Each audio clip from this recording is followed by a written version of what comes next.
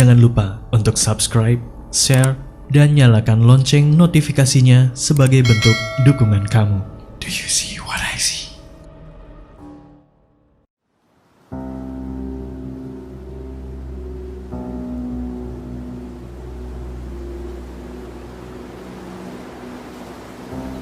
Halo, gua Pian. Kali ini gua bakal bercerita tentang pengalaman supranatural sahabat gua, Rena, saat dia mendaki salah satu gunung tertinggi di Pulau Jawa, Gunung Slamet, atau selanjutnya kita sebut aja Gunung Es. Dia ceritain semua detail kejadiannya ke gua. Tapi karena dia cewek, gua bakal ceritain cerita ini dari sudut pandang orang ketiga. Sebelum ceritanya gue mulai, gue pengen ngajak kalian buat fokus. Kita sama-sama ngebayangin kalau kita jadi Rena. Jadi di tahun 2013, Rena naik gunung es bertiga sama adik cowoknya namanya Isal dan teman adiknya, cewek. Dari awal Rena emang udah ngerasa gak enak karena kondisi badannya yang lelah. Salah satu sebabnya karena mereka sampai ke desa terakhir itu yang sebelum pendakian sekitar jam 12:30 dini hari. Istirahat bentar dan jam 3:30 harus udah berangkat lagi buat mendaki. Belum lagi ngebayangin pas mendaki siang-siang, panas, terus bawa ransel yang berat.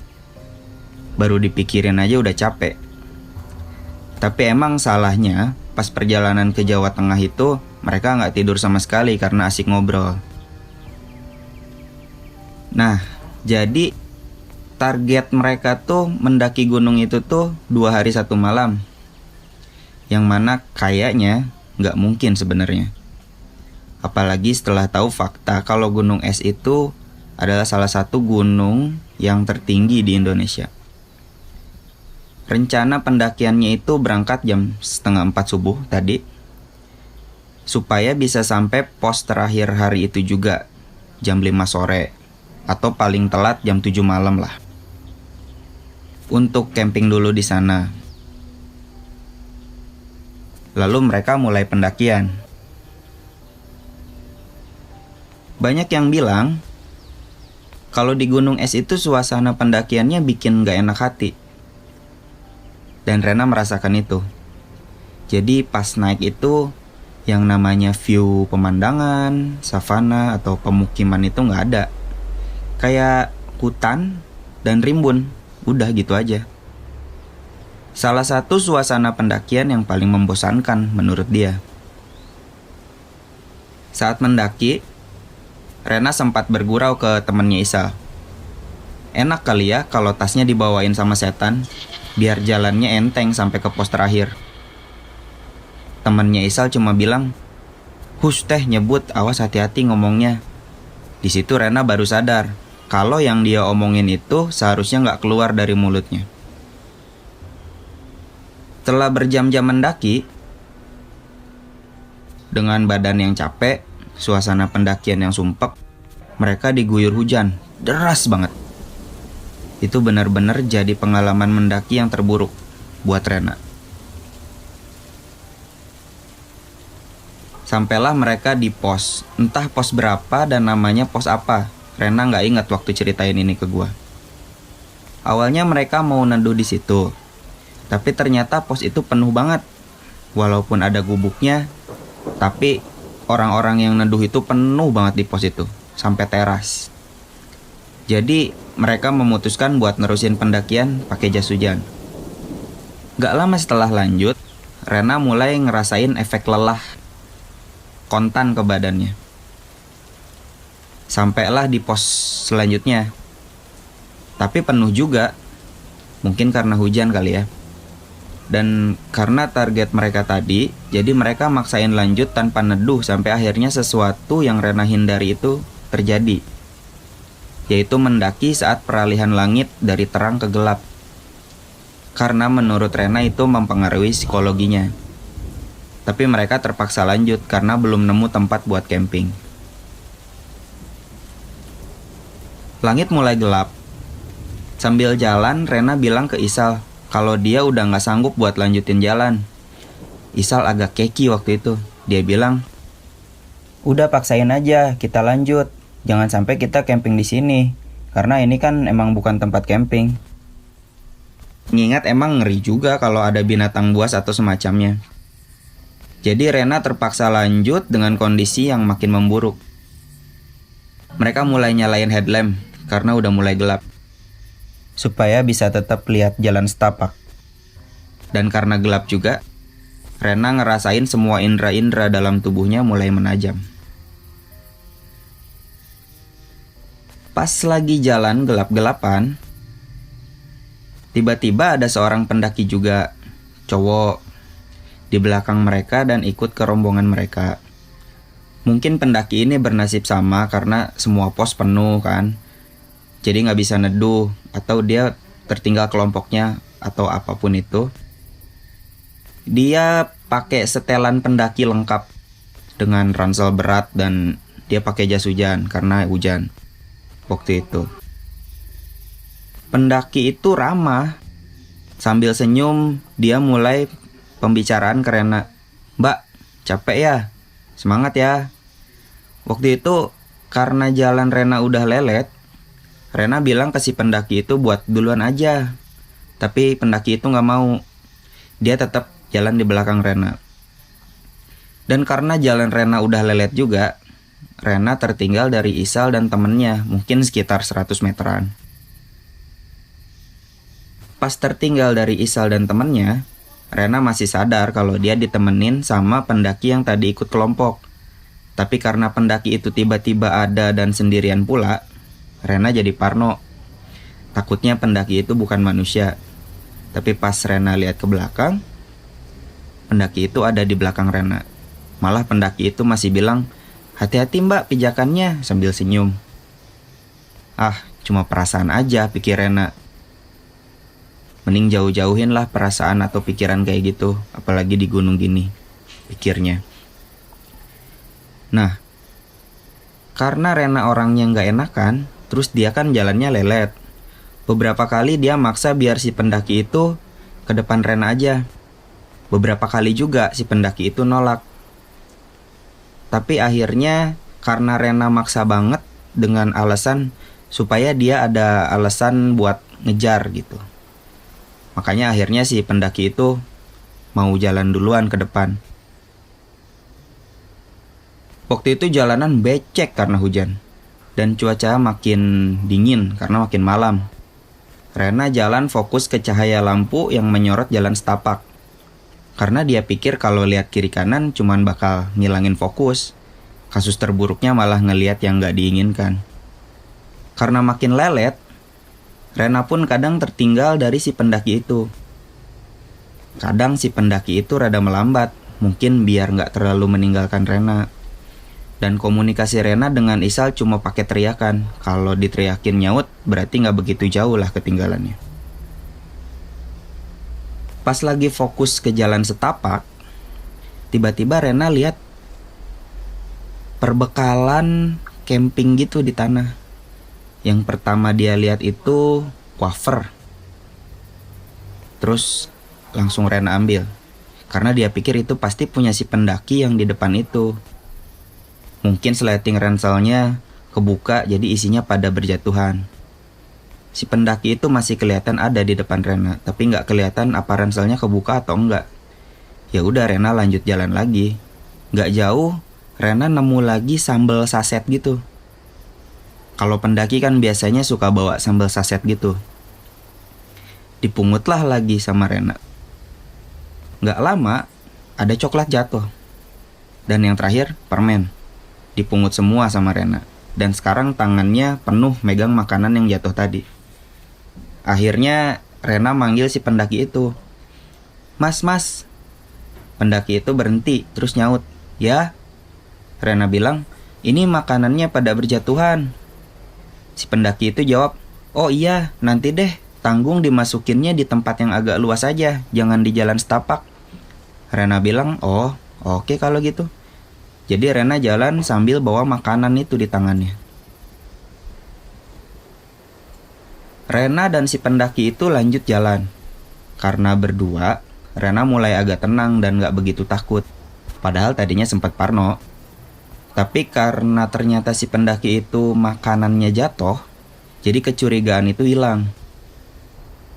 Pas udah sampai ke tempat yang agak kondusif, maksudnya bukan jalan setapak, Rena mulai manggil-manggil lagi si pendaki itu buat ngasihin makanannya. Tapi Rena nggak tahu pendaki itu ada di mana karena gelap dan kayaknya Rena agak tertinggal. Pas tahu dia sekarang sendirian, Rena mulai parno lagi. Cara dia sendirian di tengah hutan gelap-gelap malam. Tapi Rena tetap jalan, agak dicepetin supaya bisa ketemu sama si pendaki itu. Dia jalan, terus ada yang ngomong di belakang. "Ayo mbak, semangat." Rena kaget sekaget-kagetnya. Mau teriak, tapi nggak bisa gitu. Dan pas nengok ke belakang, ternyata si pendaki itu. Oh, mungkin tadi dia melipir dulu, pipis dulu, atau ngapain dulu, pikir Rena dalam hati. Langsung aja Rena nawarin buat masukin lagi makanan si pendaki itu ke ranselnya lagi. Tapi pendaki itu bilang, "Nanti aja deh di depan, sekarang repot, mbaknya juga kayak yang capek, jadi nanti di depan aja."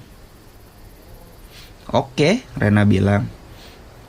Dalam hati ngeluh karena dia harus terus megangin makanan itu dan jadi gak bebas bantuin langkah buat jalan. Biasanya kan kalau di hutan jalan ke gunung gitu kan banyak ranting atau pohon-pohon yang ngalangin jalan, jadi kita butuh bantuan tangan gitu kan.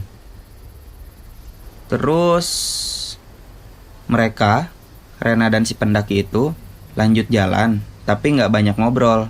Karena emang Rena bukan tipe orang yang suka ngobrol kalau lagi mendaki gitu. Sampai nemu ada jalan setapak yang nanjak banget. Saking nanjaknya tuh, buat naiknya posisi jalan tuh lutut ketemu dada. Pas lagi nanjak, berat kan bawa ransel, tapi tiba-tiba ranselnya Rena tuh berasa ditahan sambil didorong gitu. Dan ternyata si pendaki itu yang dorong. Mungkin supaya Rena gak jatuh dan terjengkang ke belakang. Nah, setelah tanjakan itu, barulah keanehan-keanehan mulai terjadi. Jadi waktu itu Rena yakin banget kalau si pendaki itu ada di belakang Rena. Karena abis bantuin nanjak tadi kan, tiba-tiba si pendaki itu udah ada di depan Rena. Dan itu berulang-ulang. Kadang ada di depan, kadang ada di belakang. Setiap kali keanehan itu terjadi, Rena selalu nanya, "Mas, kok udah di depan lagi?" Atau, "Mas, kok udah di belakang lagi sih?" Semacam itulah. Awalnya sih pendaki itu jawab, "Kan tadi aku izin lewat," atau "Kan tadi aku kelewat sama kamu." Tapi keanehan itu terus-terusan. Kok di depan, kok di belakang, berulang-ulang. Sampai pas pertanyaan Rena, "Mas, udah di depan lagi, aneh." Itu udah gak dijawab lagi sama pendaki itu. Nah pas dia gak jawab lagi, Rena mulai parno kan. Parno lagi dia. Bukan karena ngira pendaki itu makhluk halus, tapi takut pendaki itu ternyata orang jahat. Karena keramahan yang selama ini dia tunjukin itu udah gak ada lagi. Tapi keanehan itu gak berhenti, tetap gitu fasenya. Kadang di depan, kadang di belakang. Cuma sekarang pendaki itu sama sekali gak ramah, jadi gak jawab. Karena setiap kali keanehan itu terjadi, Rena selalu nanya, tapi sekarang dia udah gak jawab lagi. Sampai akhirnya Rena bilang sambil jalan, "Mas, ini makanannya, tolong disimpan lagi ke ranselnya mas. Soalnya ini tangan saya jadi gak bebas karena penuh sama makanan mas." Setelah pertanyaan itu Rena katakan, terus pendaki itu akhirnya berhenti kan dari jalannya.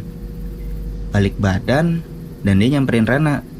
Makin dekat sampai mereka berhadap-hadapan gitu. Pas berhadap-hadapan, jelas banget Rena lihat muka si pendaki itu karena mukanya kesorot headlamp kan. Mukanya tuh aneh banget. Beda banget sama yang tadi. Mukanya tuh kayak orang yang capek banget, pucat, kayak bener-bener menyedihkan gitu. Kalau kalian bisa bayangin. Dan dia cuma bilang satu kata, bayar.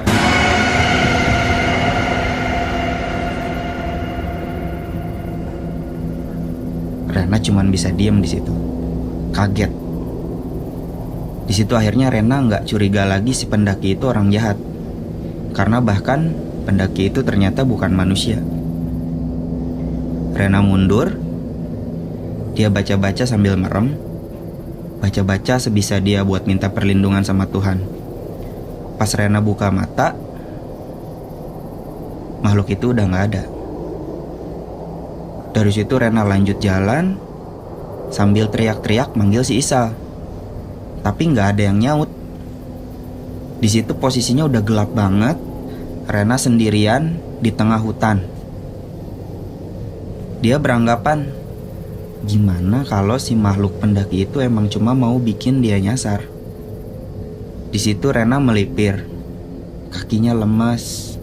Dia duduk, mikir harus ngapain lagi sambil manggil-manggil si Isal, lemes.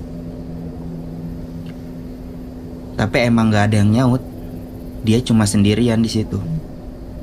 Cuma ada suara angin yang niup pepohonan, sama suara binatang-binatang malam. Sampai akhirnya Rena gak kuat nahan tangis. Waktu itu yang Rena lihat cuma jalan setapak.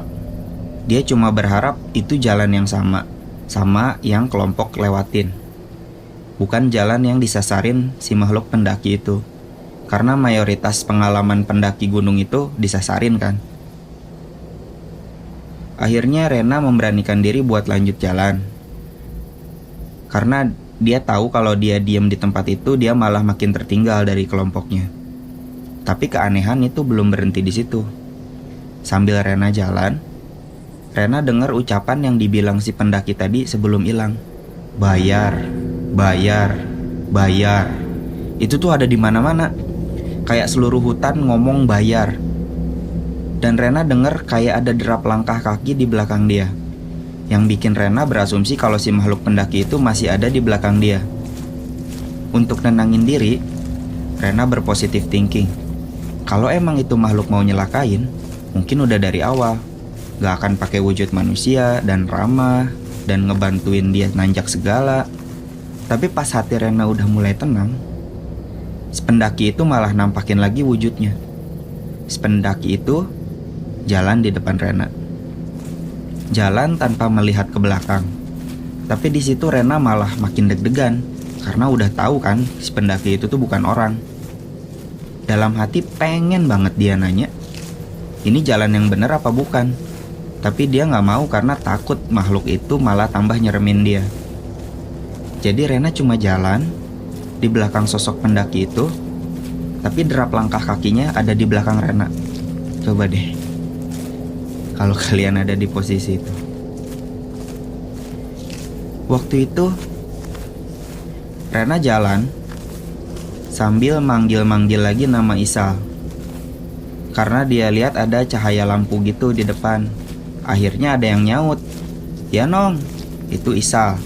Karena cuman Isal yang manggil Rena Nong. Setelah dengar suara Isal, Rena lari selari-larinya ngelewatin si sosok pendaki itu. Dia gak nengok kanan, gak nengok kiri, pokoknya lari lurus ke arah cahaya itu. Ransel yang tadinya berat itu berasa kayak ringan banget, kayak perasaan lega akhirnya ketemu sama kelompoknya. Walaupun belum kelihatan sih wujud si Isal sama temannya, tapi ada yang nyautin aja itu udah cukup buat Rena. Dia lari sekenceng-kencengnya sampai akhirnya berhenti pas udah bener-bener ada di dekat kelompoknya. Di situ Rena nggak cerita apa-apa tentang kejadian tadi ke kelompoknya karena nggak mau memperkeruh suasana. Dia cuman bilang, sorry ya, gue jalannya lelet, lambat, jadi ketinggalan. Dari situ Rena langsung inget buat ngecek makanan si makhluk pendaki yang dimasukin ke dalam ranselnya waktu dia duduk lemes tadi. Dan ternyata makanan itu cuma sampah.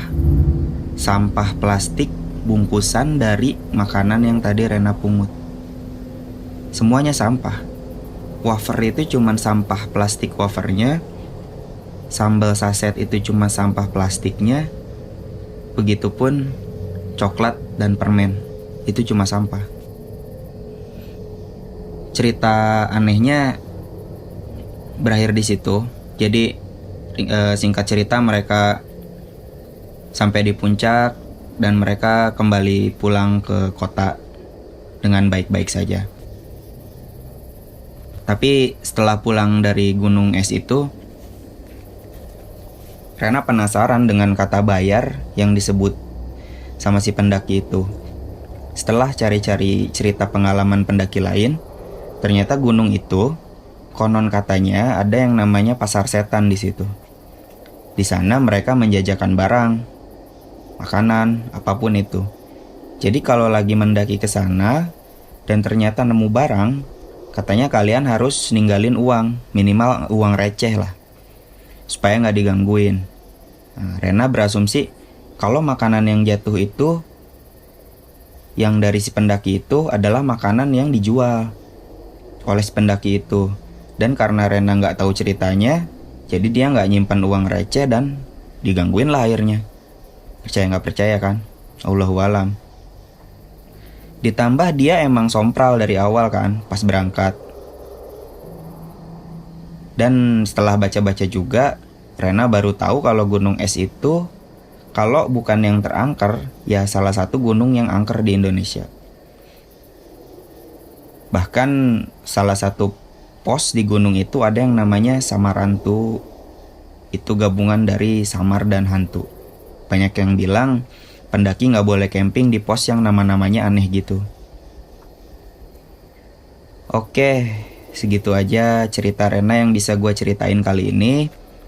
Gue cuma pengen berpesan, kalau cerita misteri tentang gunung ini bukan berniat untuk menakut-nakuti para pendaki atau orang yang mau coba mendaki gunung. Banyak juga kok para pendaki yang aman-aman aja selama mendaki. Yang penting kan gak sompral. Kita gak selalu tahu ada kejadian apa aja atau ada sejarah apa aja kalau kita ke tempat baru yang pertama kali kita datengin. Yang penting banyak berdoa aja dan minta perlindungan pada Allah. Gua Pian, pamit.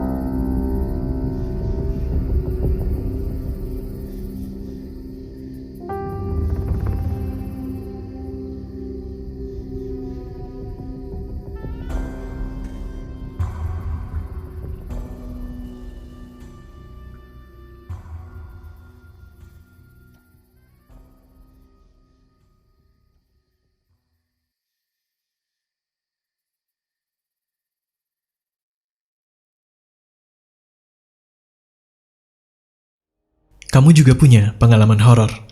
Kirim cerita kamu ke alamat berikut.